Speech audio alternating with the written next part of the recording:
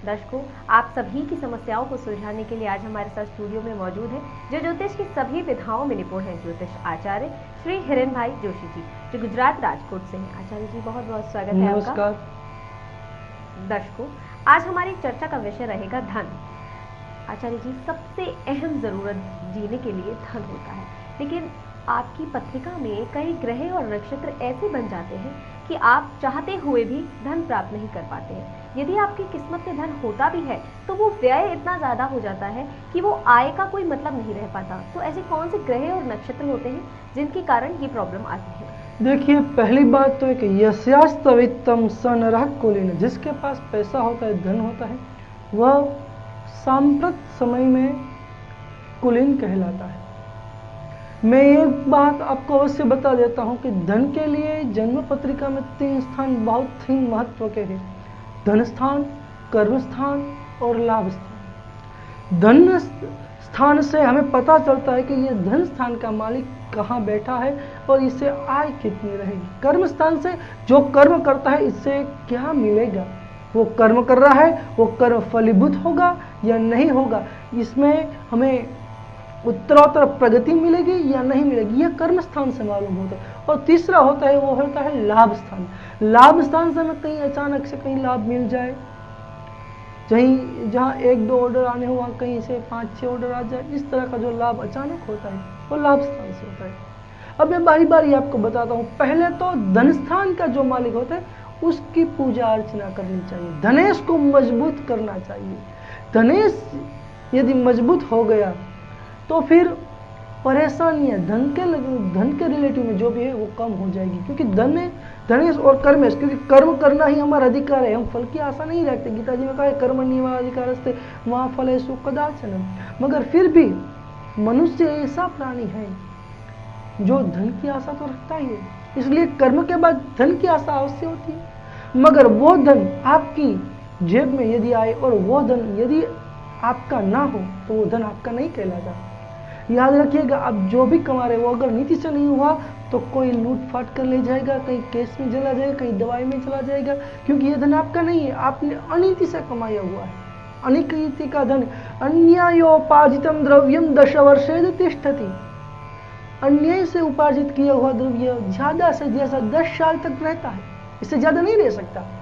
इसीलिए मेहनत करके अपने बलबूते पे कमाना चाहिए। और रही धन की बात, तो इसके लिए शास्त्र में बहुत से उपाय दिए हैं जिसकी चर्चा हम आगे अवश्य करेंगे। जय माता जी। दर्शकों, अगर आप भी किसी समस्या से परेशान हैं और आप अपनी टीवी स्क्रीन पर फ्लैश हो रहे नंबर पर कॉल कर सकते हैं। अगर आप आचार्य जी से पर्सनली मिलना चाहते हैं तो आप फॉर अपॉइंटमेंट नंबर पर कॉल करके आचार्य जी से पर्सनली मिलकर अपनी समस्या का समाधान प्राप्त कर सकते हैं।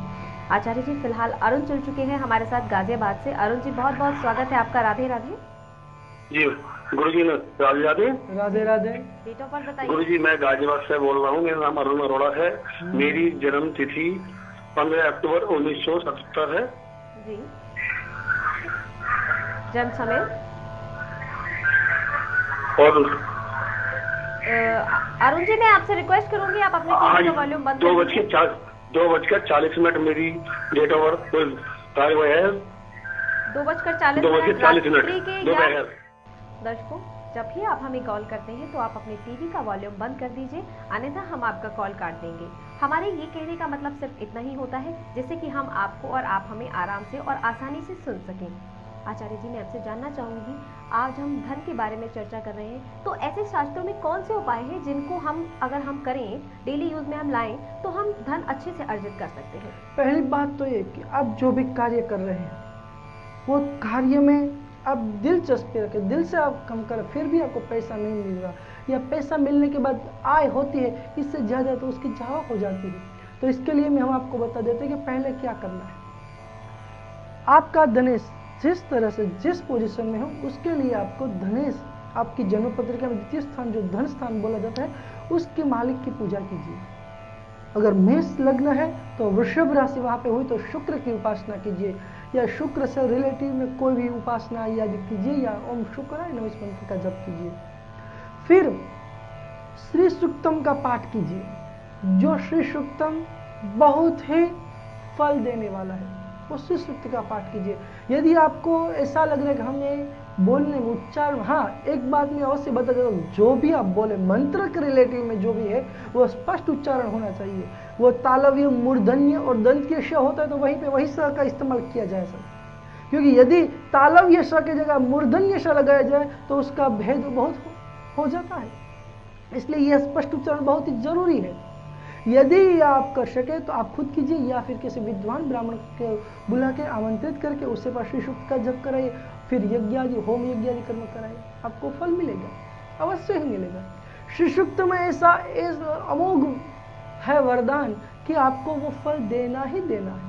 दूसरा, कुबेर उपासना, क्योंकि सारे कोषाध्यक्ष का सारे देवताओं के कोषाध्यक्ष है वो, तो कुबेर की उपासना कीजिए। ओम यक्षाय वैश्रवणाय धन धान्याधिपति धन धान्य समृद्धि में देहि दापय स्वाहा, या कुबेर यंत्र की स्थापना अपने मंदिर में कीजिए। हाँ, वो कुबेर यंत्र यदि प्रतिष्ठित है, मंत्रित है, अभिमंत्रित है तो आपको बहुत ही अच्छा फल देगा, ये निश्चित है।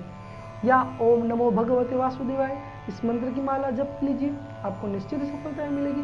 आगे और उपाय भी हम आपको बताएंगे। जय माता।